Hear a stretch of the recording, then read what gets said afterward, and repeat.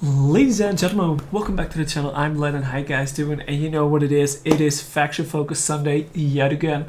So here we are back again in Rome 2, and today we are looking at another one of the nomadic tribes. Last week we took a look at Royal Scythia, and today we are taking a look at the Roxolani. So again, we still have the +3 recruitment in the home province and plus 50% income from raiding and sacking. We have an initial hard starting challenge, same as the rest of them. And with the Roxolani, you get to be the Pergerine Conquerors, plus 20% melee attack during battles in foreign territory. So that is very good if you are an attacking faction and in your conquering mode all across the world. But you also have migrant traders, plus 50% wealth from all commerce buildings. So you have these are very good. You get extra income from raiding. Whenever you raid in an enemy territory, you also get 20% melee attack on all your units, and you have extra money from commerce building. So very good start. So let's get out to the field, and I'll see you guys in a second. So here we are. We are starting in the outer edge of the map, where we have only one minor settlement. Which is a difficult start since you have low income, low food, but that surely is quickly going to change once you start this campaign. So diplomacy-wise, you really don't have any decent friends. You have one trade agreement with the Aorsi. Other than that, the rest is either hostile towards you or neutral. So these guys are hostile, and the intro also really pushes you towards these guys first, and it does make sense because they have the capital city in your home province of Scythia. The rest of the province is controlled by these guys, the Massagetei. So you have two targets, pretty straightforward conquering wise. We start with two little armies, and indeed I was just checking, we still have the +3 recruitment slot in the home province, so you can build up a very quick army over here. We start with two little armies, one with noble lancers and two horse archers, and over here you have two horse archers and a unit of young axes. And again, basically we start as, I feel like this is a bit the watered down version of Royal Scythia, because you still only have the young axes as your only infantry unit, and we get some steppe horse archers. Basically we have the same trees going for us, where our horse archer tree is basically the agriculture one, and then the horse pens, which gives you the ability to get armored horse archers instead of just normal steppe horse archers. At tier 3 you get the noble horse archers, which are just that teeny tiny bit better, a little bit better melee stats. Although if you take the 20% extra attack into account, they get pretty decent. But even in tier 4 you don't get any new units, so that is already less options, a lot less options than you had with Royal Scythia. And over here you have, of course, your ballistas. And otherwise than that, there is no interesting units anywhere from there. And of course you have your infantry, well, usually your infantry building, which gives you some steppe lancers, which is basically your starting shock half with a very decent 51 charge bonus, very crappy melee defense armor, and pretty low attack stats. This one gives you absolutely nothing, so basically you go for the bronze workshop. You get the stepped armored lancers, which have a bit more armor, same pity defense, decent charge bonus, a little bit better attack, and the Samaritan Raiders, which are more of your melee cav.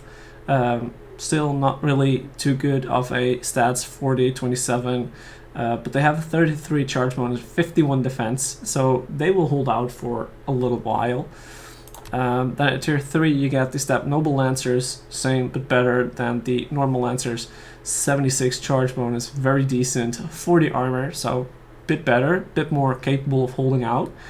And the Samaritan horsemen, your all-round very decent melee cav, 47 defense, 60 armor, 48 attack stats, pretty decent all around. So basically you're a good shock cav and you're good melee cav.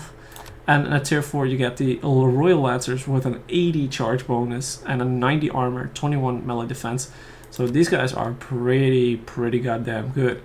So they also encourage, which helps morale shifts, while probably the best thing for this would be indeed rear charges. Encourage your units to have better morale while lowering morale by just slamming in the back of other units. But that's basically all you can get. So it is still decent, but it is very watered down, I feel like, from the options that Royal Scythia has, cav wise. So I feel like this is more of a little bit of a harder challenge than Royal Scythia, because with Scythia you have more diverse style options for either archers or for melee cav, shock cav, and that you don't have over here. But expansion wise, like I said, your options is the best to go over here, and with this you could go like move over here, take 6 units, 7 units with you, and maybe in 2 turns you can get like a 14 stack going and take out this city, while you probably have to build the enclosed lands, because otherwise you're gonna get a food problem. So yeah, that is basically all that is for now, because like look at this, how far away these lands are. So I feel like your best bet would be go down here and then maybe just continue this way.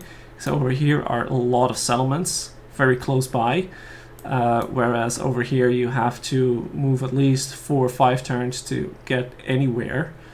And this is of course this entire long stretch of a province, which is annoying to get. So I would probably recommend just go east and just wreck everything over here and then move up.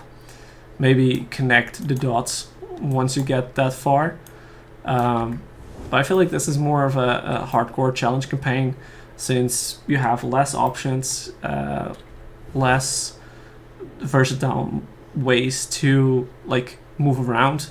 You're basically pushed in a corner in the world.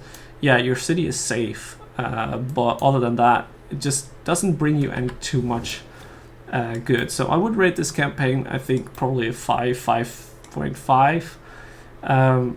Again, quite some skill needed for the maneuvering of the horse archers and the melee cav, in combination with some infantry, and like you need to know what kind of strat you want to go with to basically survive with horse archers against everything that Parthia or Bactria has to throw against you.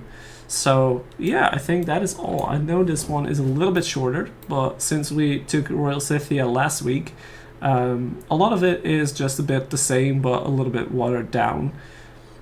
So I feel like Royal Scythia was the big one in the DLC pack, and these guys were just like, shit, we need some extra stuff, so put them in there. But that's all for now. So if you do enjoyed this, be sure to leave a like. If I missed anything, be sure to leave a comment down below. I respond to all my comments, so I will definitely see it. And by all means, if you don't have anything to add, please do leave a like, and if you enjoyed, maybe even subscribe so you won't miss the next one. And otherwise, I'll just say thank you guys for watching, and I'll see you guys next week. Peace!